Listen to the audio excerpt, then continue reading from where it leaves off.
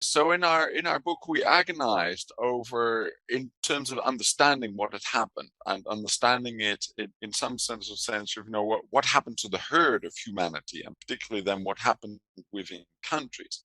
And we noted a couple of things that happened in almost each of those countries, which you've already sketched some, which is, a quintessential aspect of the crowd is this obsession with something small, right? And in that obsession with something small, all the other stuff sort of loses its significance. It's as if the small thing to the group becomes enlarged as kind of this hugely important thing. And it crowds out care for their kids. It crowds out care for their own career. I mean, it crowds out care for jobs, for sort of long-term health and futures. It becomes this all-consuming obsession of a group, and that's one of the things, right?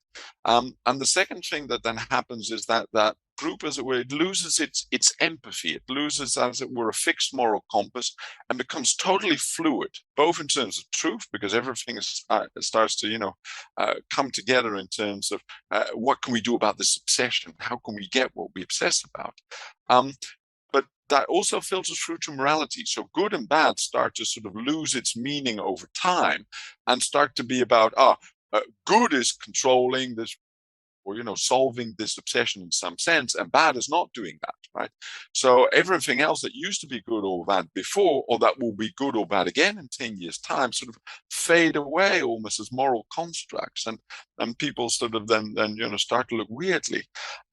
And with that hence comes this willingness to, as a group, become criminals, truly cause the deaths of millions of people. And of course we've seen this during panic as well, inside countries, what we've done to our own children, what we've done to lonely people, what we've done to people in nursing homes, what we've done to people in hospitals is just awful. The destruction has been on a totally different magnitude.